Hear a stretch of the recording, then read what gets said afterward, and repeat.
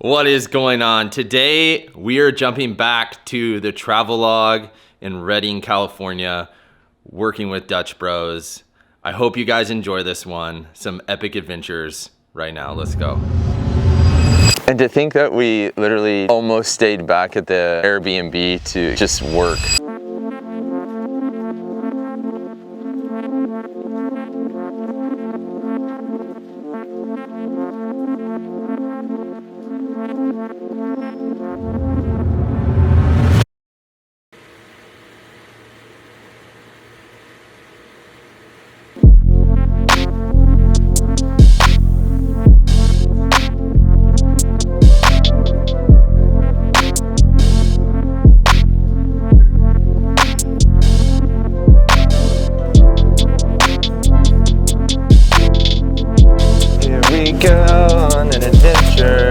What a good day. Finished our project yesterday early, so we're actually heading to Trinidad, Redwoods. I've never been. Have you been, Grayson? Oh. Grayson's never been. So excited. Had an awesome breakfast. We packed snacks, lots of snacks, because we're growing, boys.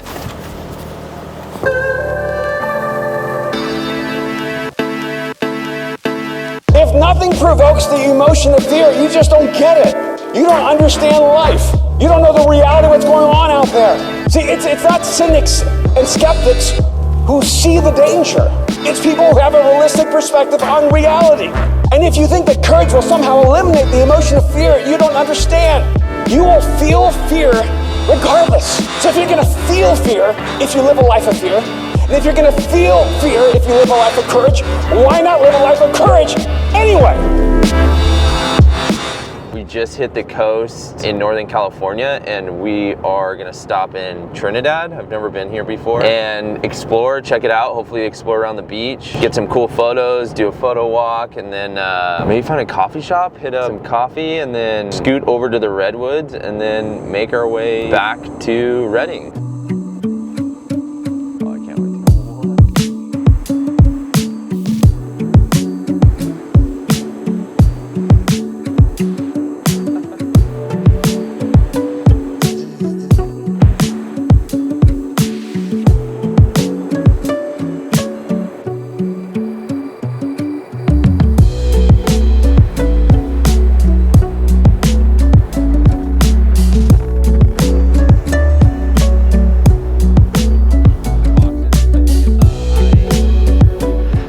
This is so nice. It's awesome. Like, the houses up on the hills are tiny, it's super quiet. Feels like a little piece of magic that not a lot of people know about. Yeah, I could stay here forever.